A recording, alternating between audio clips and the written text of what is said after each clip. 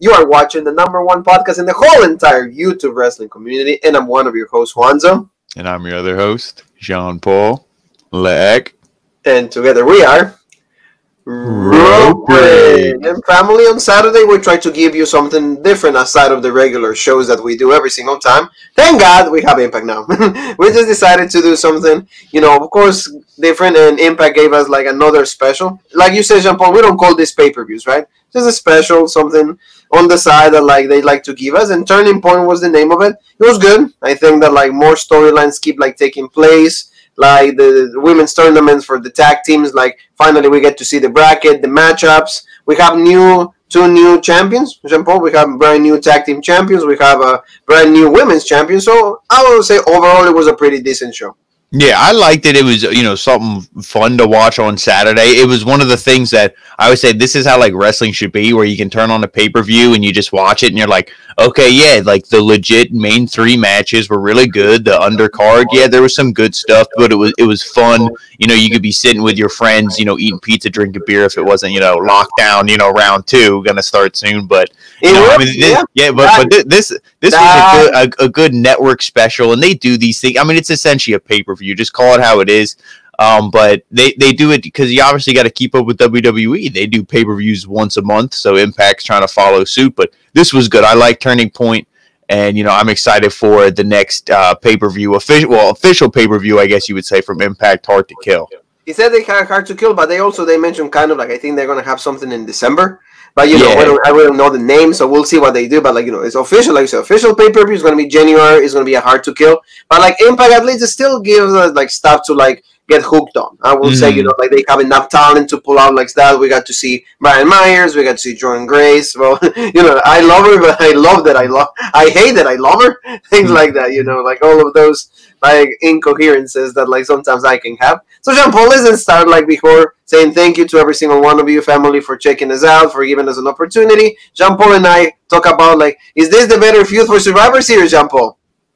Oh, people love it. So I say, yeah. The buzz I've seen, today is everybody said this is the best SmackDown in a while, and it's because of Drew and Roman. That feud's legit because it's believable. Yes. It's not like Jay's like, oh, come on, Oos. Like, no, Drew is a man, and Roman's finally acting like a man since he's a heel. So this is a feud between 2 men. Everybody wants to see it. So check out what Rope Break has to say. Exactly. Like, it was really good. So, don't forget to check the review. So, Jean-Paul, now let's go with the first match that opened up Turning Point. And that is Eddie Edwards against Sean Daivari. If for the ones that remember Daivari, Jean-Paul, remember him when like he came out with the Great Khali? Yeah. And also like he came out with like Mohammed Hassan. That's when like in 05. So like he was not a wrestler quite there yet, but now he is an active wrestler. This was a good opening match. I feel that like Eddie Edwards has a lot of potential, but the one thing that like it completely kills it for me is just the in-ring gear. Like how he like acts, like the dreads. I mean, like how he looks kills it for me as a believable wrestler, or as a man that can carry a company, or as a main event player. At least for me, Jean-Paul. Yeah, he reminds me of like the Impact version of Kevin Owens in the sense where he has everything that he should be the champ, but whether it's his appearance or something other than that, it's just he's not. Now, obviously, he was the champ, but you think about his last title reign, it was clearly transitional. He wasn't like, oh, you're the face of our company. No, that was Eric Young, the heel, and then now Rich Swann, the baby face. He was just the transitional. So, but I really like him, and this match was good. And Daivari, like you said, former X Division champ, and he returned at Bound for Glory. So I mean, that was badass. So he looks good. Yeah, and this was a really good opening match just to get everybody fired up. But the one thing, like I said, just to compare him to Kevin Owens, they do like Eddie Edwards, and he was, he did get the win here after a hard-fought match, which was the right choice. But I want to see what they do with Daivari. Maybe he goes back after the X Division, going after Rohit. Maybe Rohit, it will be good because it will be Mohammed Hassan, and Daivari against Rashid, so it can be like an Indian pair up and a matchup for like the X Division Championship. Like you said, like the Boston Knee Crab, like is like, or the Boston Knee Party. The Boston Knee Crab is actually like a type of zoop. So like, but the Boston Knee Party is not a zoop. It's actually the Eddie Edwards finisher. I don't think it's that believable. It's like especially when he does like. Right? Yeah, especially when he does the Blue Thunder Bomb and the Tiger Driver and all like that legit stuff. And like, oh yeah, you trained in the dojo, you know, all should this Japanese strong style stuff. And then he comes with like this weak looking like knee. And it's like, okay. I mean, it's not that the fact that he hits it, it's just that that's just how the move looks. I don't think he can hit it any better or worse. It's just like sometimes when Shinsuke hits the Kinshasa, that looks kind of weak. You know what I mean? It's just, you know, it's just how the move is. It is absolutely true, Jean Paul. Because sometimes when the kick hits the Kinshasa, like it looks so bullshit. Yeah, like, you know, like when so. you get it in NXT, yeah, so is my finisher. Like even I want to say, like out of everybody that the strikes, you know, maybe Kenny Omega with the B trigger, and then Hikaru Shida with the Tamashi. Yeah, that's one. Like, they hit that stuff really, really well. But like aside of that, like you said, good match. Daivari, I'm looking forward just because it's most nostalgia for me for like the NXT, the WWE days with Muhammad Hassan, you know, all of that. So that was good. A good opening match, like you said, Jean Paul. And then we go now to the women's. What do you think of the commentary? Josh Matthews and Madison Rayne. I love that couple. You know, like I said, if they have like, I will be watching it, whatever they do. You know, Jean Paul. But, yeah, like, I like them. I feel sometimes like tonight was one of those nights they seemed like a little off. You know what I mean? Like maybe they had somebody talking in their ear while they were trying to do commentary. It seemed like they were a little distracted during some of the matches.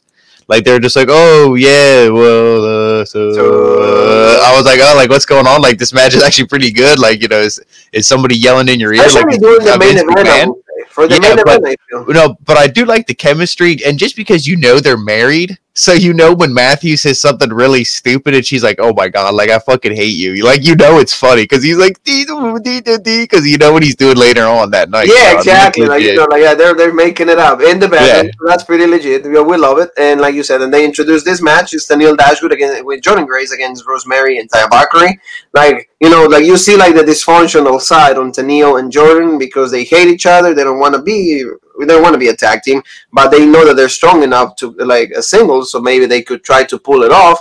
But in this situation, they came out short. Like Jean Paul says, he loves Rosemary, so am I. And I mean, Ty and Rosemary are more like a tag team already. Like, they've been doing this for quite a long time because Ty hasn't been in the women's championship picture for a long time. So I think that like this, I don't like how like they made Jordan Grace the loser. Just because I thought actually this team with Tenille, the story had potential because, you know, we're the opposite ends. We don't like each other. It's kind of like, you know, Keelan Dane and Drake Maverick. Not the same, but you know what I mean. Like it's like like the song opposite ends, right? Yeah, like opposites attract. But yes. No, I mean you could do that, but I feel like that's been done so many times. So I'm glad that they're setting it up that this is probably gonna maybe, you know, be a feud, or maybe they'll settle their score in the tournament. You know, they'll go against each other and then they'll win there. So we will see. I do like this match, though, how I don't know if you would call them the heels or the babyface, but so I guess the team of Taya and Rosemary. I like how they won this because they're my pick to go to the finals. I think they'll put over whoever wins. I wouldn't be upset if they won, but I think the story's going to play out like maybe Taya had something to do with the murder of Johnny Bravo, and that's going to come to light during the finals. Hey, we got to call it how it is. But yes, exactly. I mean, the one thing, like Josh Matthews even tried to say in this match, he was like, oh yeah, you know, I wonder how Rosemary's feeling. I didn't see any so she was like, you know, nothing about Johnny Bravo. So so I'm like, I don't think she cares. Maybe she looks hot as hell with that outfit. I was like, maybe she was the one who killed him. So yeah, no, I love this team, and I like how, you know, I like how they did it too. I know Jordan's the stronger woman. You don't want her to take the fall, but having Tenille just be like, oh, okay, like let me just take a selfie with Caleb. Okay, legit, and then leaves.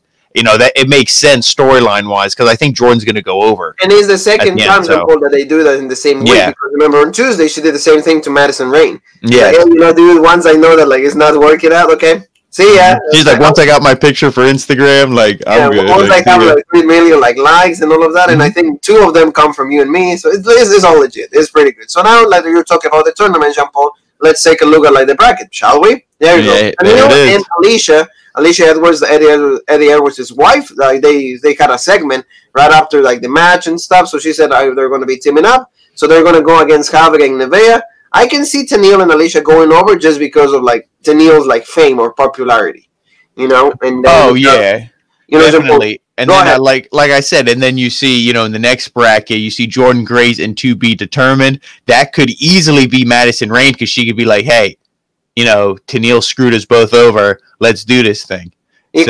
It could be. So that's what I'd like to see, and then they could get their revenge on Tennille in the semi or the quarterfinal round. So that would be really good. So we'll see, or I guess semifinal round. Semifinals, yeah. We got like also like see Killer Kelly and Renee Michelle. Renee Michelle is a Dream Maverick's wife, so I guess she's an Impact. Maybe Jean Paul. You know what would be really cool if Selena Vega doesn't have a not competing clause.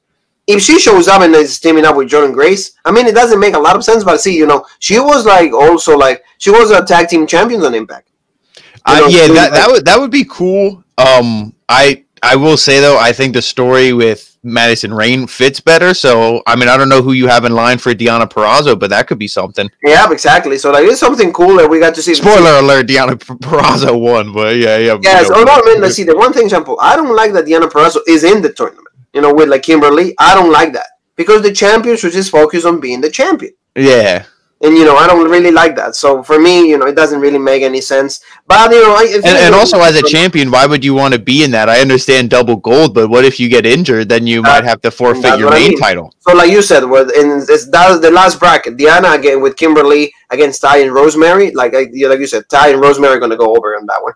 So in the finals, I would say maybe Tennille going into it with like Alicia or like hopefully for me Jordan Grace, because again I love her but I hate that I love her. So anyway, Jean Paul loves that line. So good stuff on that, Jean Paul. Now let's go to like a match that like I think that like it did a lot for Swaggle, and that was like Brian Myers going against our boy Swaggle. Like we said, this was like a pretty decent showing because Brian Myers sold the hell out of for Swaggle, and that's a legit wrestler because he's not all about me. I'm gonna put my friend over as well. So he made it look competitive throughout the whole match. Oh, yeah, I like this a lot. I mean, I'm a big fan of both guys. Obviously, Brian Myers' podcast I like. But this was good just for the reasons you said. It wasn't like, a WWE match where the big guy just beats the shit out of Swaggle. And it's like, And then you got to wait for the shillelagh shot to the back of the head for them to hit the, the tadpole splash. And then family, yes. Yeah, like, no. Like, he actually sold for him. Swaggle, there was like, no, what did Madison Rayne say? Something like, this guy, he actually is good. He's not just going to get beat up. He has fire in him. He wants to prove that, he's a legit wrestler. And, that's what Brian Myers did. But, of course, at the end of the thing, like, what was he going to do? Lose to Hornswoggle? And then his push is kind of like, so. Yeah. But, I mean, because Hornswoggle cost him the match against Dreamer and everything. So, I mean, that was good, and, now he got his revenge, but I do like the spot where Swaggle hit a German suplex on him.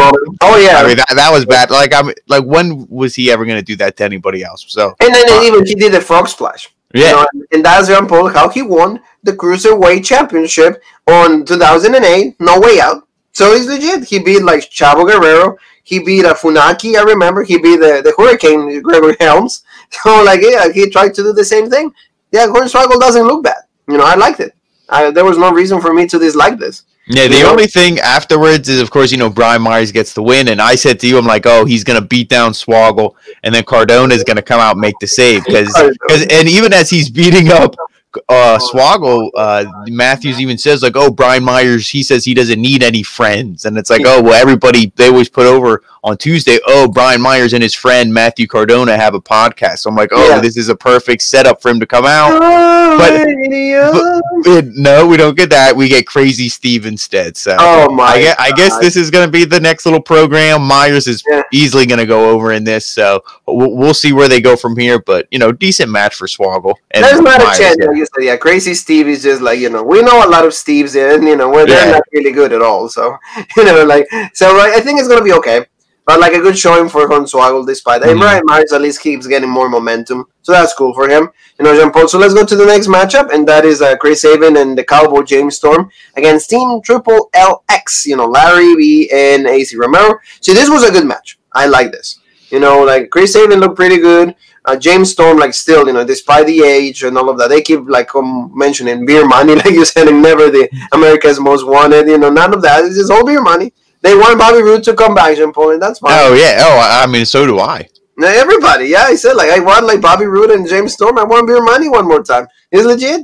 But, despite that, see, even Team Triple LX look pretty good. Larry B is a pretty decent wrestler. AC Romero is okay, despite the size. Even they keep plugging that he lost 150 pounds. It's okay. So they gave us a good show, at least for me, Jean Paul. Oh yeah, no, I like Triple XL too. Like I said, if AC Romero slimmed down to the size of Larry D, just for like the cardio and just being able to, like the better mobility and stuff. I mean, Triple XL to me is already being presented as a pretty legit team in Impact, and like you said, they're good, and the stuff they can do for their size is impressive. And Chris Sabin, James Storm, how do you not love this team? Like they're saying, this is a dream team. 2 members of probably some of Impact's greatest tag teams. So, yes, I mean, this match was really good. And of course, Sabin, okay, like I'm going to sell, okay. He was going to be the guy who gets beat up, and then he eventually makes the hot tag. I like James Storm when he was, doing the dives and stuff, but then, like, when he did them, they kept doing them, and I'm like, oh, like, hey, man, I know you're going to sit out the rest of 2020, so you say, but you don't need to be sitting out injured.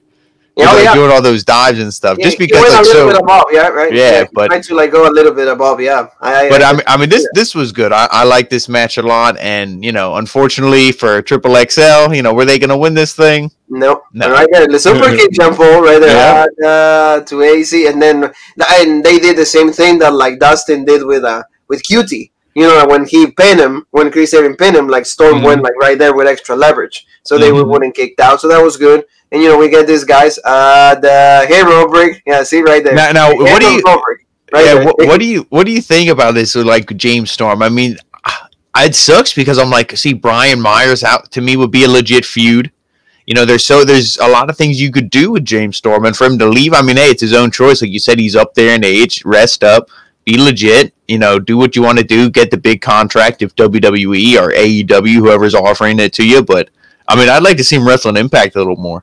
Oh yeah, I mean, maybe like they're working out a deal. Maybe, like I said, or maybe like, hey, man, rest up, get legit, and then when it's the next year, maybe we can sign something. I mean, he has that power that maybe he wants to go to WWE. I mean, like NWA, he still has a little bit of dates right there, or maybe Impact. Like I said, he has the choice of where he wants to go. But see, Chris Sabin jump on in the pictures like watch Robert. See the hand that we do? I see. Yep. Yeah. But I mean, he's pointing right to the subscribe button. Yeah, exactly. That's like subscribe right there. So like, I would love to see him like as world champion again. I'm all about nostalgia. Oh, yeah. And like you said, he's doing good. And I remember the fuse with Bobby when he won the world championship. Was a little bullshit because it would be like 3 days or something. So like, I want him to have a legit run. Give justice to this guy. The feud with Nick Aldis was alright because of Mickey James, and then he left. So give this guy another championship run and take away the championship from this guy. Rashid Rampo. The challenge, the X Division Championship. Defeat Rashid, challenge Rampo. Cousin Jake was the one that actually stepped up to the plate for this. Yeah. Do we both agree that he's legit as a heel? His tactics, he's a good promo, good wrestler, but it's almost like Sami Zayn, if you want to think about it, how he's kind of like cowardly and everything, but it's like, he's legit. But just this whole X Division thing since he won it has been like so boring. Oh, yeah. Well, I mean, like you said, they don't have a good babyface that can go against him. I mean, the matches are good. Like Chris Bay is legit. The Rascals are good. TJP, who he said, oh, you're the one, like you're the only person who can't come out and challenge me for this. That is legit, and he's a hell of a wrestler. But none of like the feuds and like there's been nothing to really hook me into this. So yeah, and then when who is it, Cousin Jake? It's like, oh my god, it's like really, it's like, oh well, my god. The name right there kills it for me. My Cousin Jake. So I mean, yeah. But although he did put a good match, though, I like the set of power bombs. I like how he kind of got chances to win. And then and it's like, oh, Rashid the whole time like kicks out at 2, but like good, not even like 2.5. He's like, oh, I'm legit. Yeah. His Cousin Jake, he's not gonna beat me. Yeah, and before that, they were looking at the Deaners. They were looking for Swinger because he got pinned last week. Or the daddy. Yeah, so he's like, where's the swing man, daddy? So he's looking for him, and they can't find him. And then they get this match beforehand. So I mean, afterwards. So I mean, and then there was a little bit more follow up to that later, which. I guess we'll just mention it now. What they found was that was that before the match when they No, found that was right before the match. Yeah, they found like you said the swinger, like the bandana, the one that Jean Paul uses, and it was like somebody's like luggage, I think. Yeah, and then they found a handgun there, so they're like, oh, maybe he killed Bravo. So just a little update on the storyline for who could have done it or framed him, but yeah, then they had like they're gonna blame it on Johnny Swinger. So, yeah, exactly. Yeah, but like I mean, like you see that big knee right there, it tried to be Kenny Omega with the big trigger, and then Rashid. He's the one that like is able to retain the championship. Like you said, a good match is pretty decent, but like we need a strong baby face to go up Rashid. I would not mind to be seeing Jordan Grace going against him because it would have been a lot different. But I mean, outside of TJP, there's nobody that can actually do something. And see, like the swerve scalp Jean Paul is these guys. They show up. Eric Young and the is like the ex-champion or former champion from All Japan Pro Wrestling, Joe Doring. So like he showed up with this guy, and they beat the crap out of Rashid and Cousin Jake and all of them. So done. Yeah, so I don't know if they're gonna maybe go after the tag team, like they said, are they going after Rich Swann, X Division? Who the hell knows who they're going after? Maybe like Moose. Let's see, are these two big horses going against each other? Who the hell knows? But I mean, this is good, and I like this for Eric Young because it's like, okay, he had the championship, he lost it. And it's like, shit, now what? Now is he just going to kind of fade into obscurity again? Is it just going to be like, hey, thanks for nothing? The same promos from jail and all of that. Yeah, but it's like, no, now you give him this big muscle. So this will be interesting. This is another thing to watch out for on Tuesday. Oh, yeah. It will be good. And like you said, he's a former like All Japan Pro Wrestling champion, so he probably is a really good wrestler. We'll see what he has to offer, like you said. So now, let's go to the next matchup, and that's our boy, Moose. The TNA champion going against Willie Mack. This, as they're having the title, like he humbled Willie Mack because he dominated the whole freaking match. Even like Madison Rain at some point in the commentary, she goes, well, it's really hard to watch this because he beat the crap out of Willie Mack. Oh, yeah, and this was all just a message for Rich Swann. He was like, Rich Swann, you're not a champion, you're bullshit, the way you act. Pretty much like, a lot of people had, said about Kofi when he was champ. Like, oh, he doesn't act serious, he doesn't carry himself like a champion. Like, Moose is kind of saying the same thing about Rich Swann. And then Willie Mack's like, hey, that's my friend. They had this match and everything. So this was really good in the sense just to get Moose over. It almost buries Willie Mack a little bit, and I like Willie Mack a lot. And he did have a comeback then. He hit his like the standing moonsault and everything. But like, I mean, Moose just shut it down. Yeah, like anytime he tried to start a comeback, Moose shut it down. Moose is to me the most. I know Brian Myers. He says he's the most professional, but to me, Moose is the most legit guy that they have. Well, yeah, and this whole storyline. I mean, I want to see a match at. I know Bound for Glory is the biggest one of the year, but whatever you're going to do next, it's got to be Moose versus Rich Swann, and to me, you got to make Moose the double champ, especially after this match. That will give the company so much legitimacy. That will make I will bring a lot. And then I would merge the belts. I'd create a new belt. I would create like a brand new belt for when there's crowds and shit. Boom. Then that's how you do it. That would be good. And see, Jean Paul, worth noting that like. Willie Mack, Moose beat Willie Mack, but after that, the referee reversed the decision. Yes. And, and then Moose, and he didn't stop, attacking Willie Mack. He kept going and going. For that reason, it was a DQ, so Willie Mack actually wins the match. Yeah, so for the record, I was going to say, maybe we'll get, then, for easy booking, maybe we'll get this match again on Tuesday. Maybe they'll be like, oh, okay, yeah, let's see another rematch just because, Moose lost even though he feels he should have won. But like they said, even after the match, he didn't care. He doesn't care what the decision is. He knows he beat the shit out of Willie Mack, and this is to send a message to Rich. It doesn't matter a title match or anything. It's just to send a message. It's just to prove a point. It's just to make a statement. Pretty like all those words we hear in professional wrestling all the time, Jean Paul. Let's go to the first title switch right here. I want your thoughts about this. Good Brothers against the North. A lot of people are saying, Jean Paul, Ethan Page, his contract expires in February, so they don't know what's going on. Maybe he's going to resign, maybe WWE, maybe AEW. All of those rumors are going around. So do you think that influenced the decision of what they did with this match? No, I mean, they really like the North. Like they said, look at all the tag teams that they've had in there. The Lucha Bros, LAX, Beer Money, America's Most Wanted, all the Motor City Machine Guns. I'm not going to name them. You know them all. But they have the longest reigning tag team title run. So clearly they like this team. They gave the belts back to him at Bound for Glory. Yeah, it was transitional, but they could have kept it on the Motor City Machine Guns. I don't know if Alex Shelley was legit hurt and had to get surgery. He's probably, I think he's legit hurt, yeah. But I mean, if that's the case, you could have gave it to the Good Brothers then, but let's give these guys a second title reign. So, that's another, you could say like little hole in your belt or like whatever the term is, but so now they're 2-time champs. So that's good for them. So I don't think he's going to leave.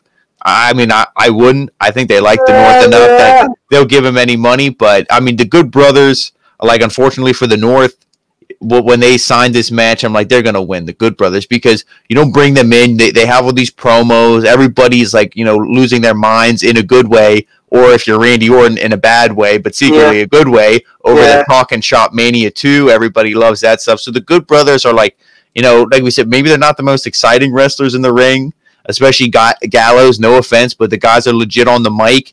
They make you laugh. They're good.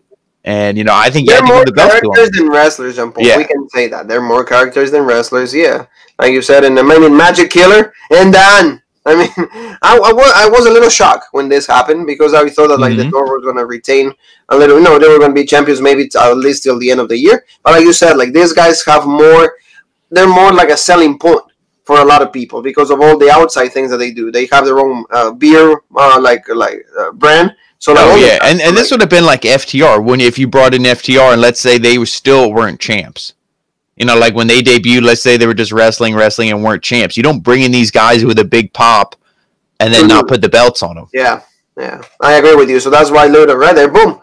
We have brand new Impact World Tag Team Champions. And like you said, these guys probably were like the biggest names, like remember in the time for like Slammiversary and all of that. So that's why like they pretty much like they have to put the titles already on them. So it makes sense. But like you said, Carl Anderson is a pretty great wrestler. I like him because he's a little short and he does a good spine buster. He carries the match. Gallows is pretty decent for a tall man. For like a big boot. To me, he's better than Diesel. Yeah, so I'll give him that. Well, and you don't need to be you need to be that skillful to be better than Kevin Nash. But let's say Luke Gallows is okay. So good stuff, Jean Paul. And I mean, we got new tag team champions. Well, there's like you said, there's many teams right there waiting. So we'll see what happens if maybe Chris Sabin and James Storm decide to keep going as a team. That's a really nice.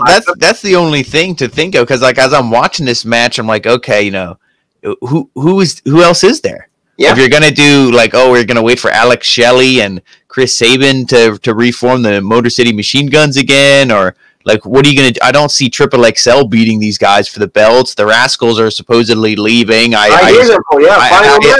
assume that's real and that's not like a storyline thing.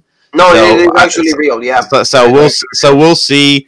I mean, I don't like, to me, the Good Brothers might be having it for a while, so we'll see. Well, like you said it, Jean-Paul. Probably their destination will be WWE NXT. So, that could be easily the destination of these guys, but since like they're, it's like a job. If you leave legit, they're going to give you a send-off. It's all cool, your last match, whatever. Yeah, so we will be watching that on Tuesday. So now, Jean-Paul, let's move on to like the Knockouts Championship.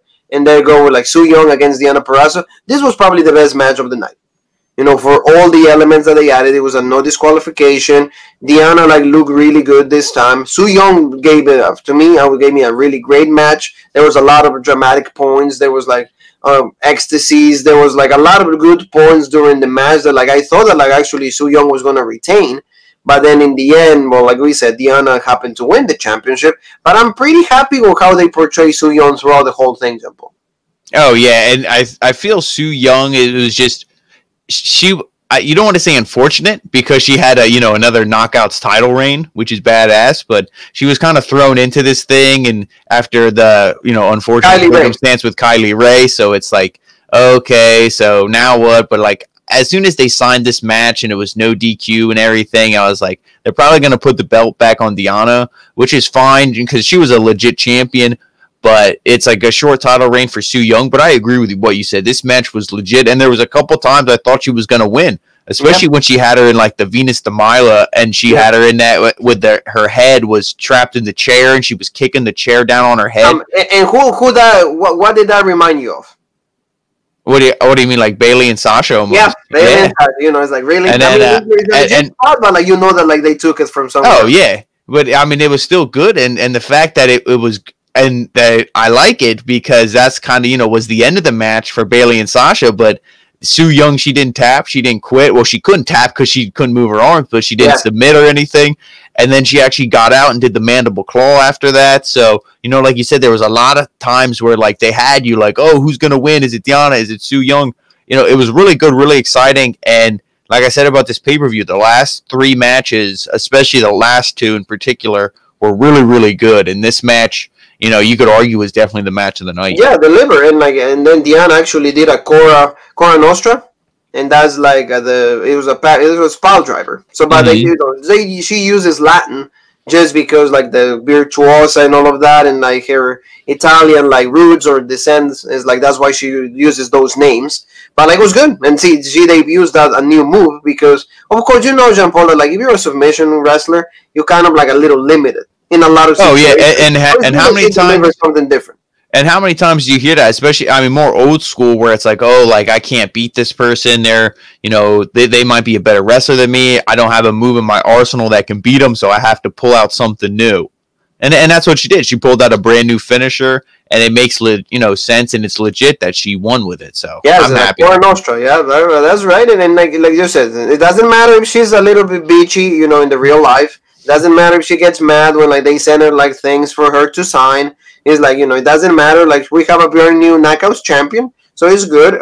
Like you said, like, the main woman is right now is Diana. Like you said, there's no Kylie Ray. We don't know. Well, she retired. We don't know the status of that. They say that she's still under contract. So, I mean, maybe she decides to come back at some point. Maybe we'll be like, okay, honey, you have a contract with us. Come have the match. But, I mean, Diana is just like the face of Impact for a lot of people.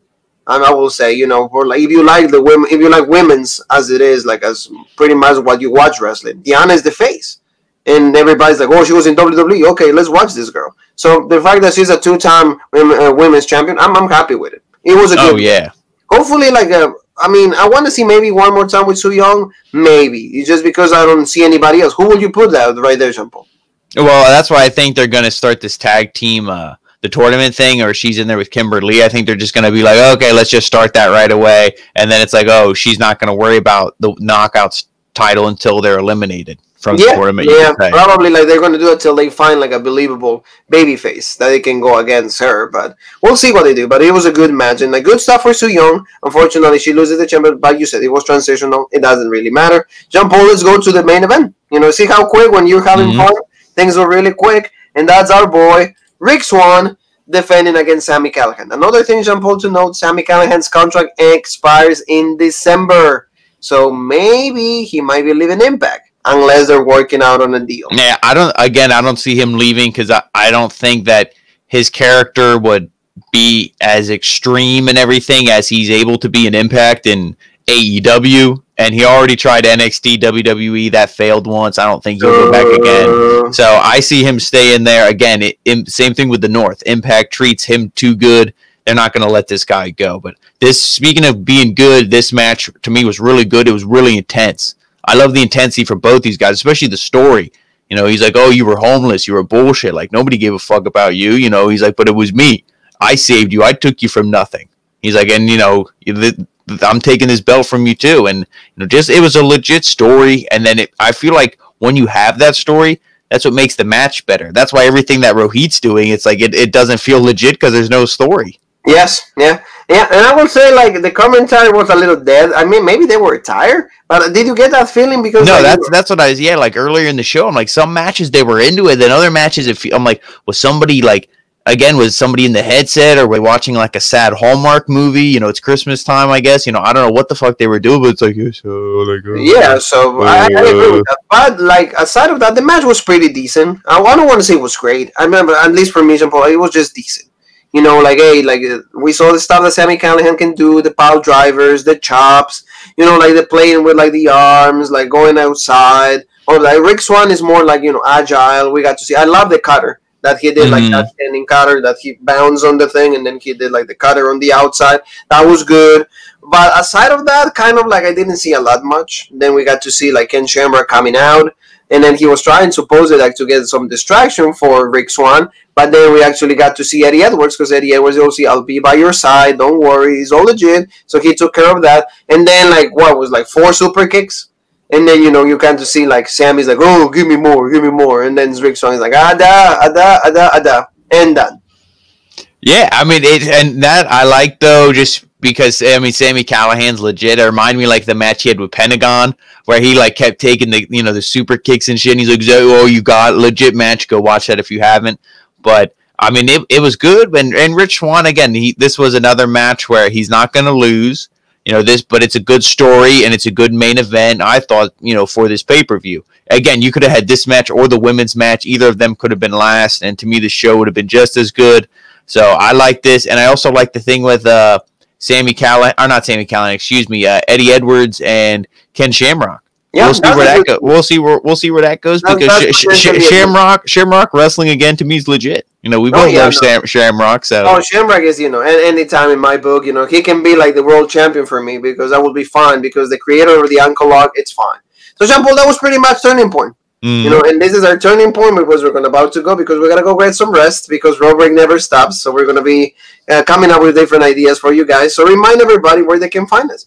Well, you can find us on Rope Break on Facebook, the OG Rope Break on Twitter, Original Rope Break on Instagram, and of course, right here on YouTube for the #1 podcast in the YouTube wrestling community, the Original Rope Break. Or the podcast that absolutely loves Rajid Rahud. So, you know, Jean-Paul, thank you so very much. Family, we'll see you tomorrow with more content. So, see you then. Take care. One thing that we have left to say, and that is...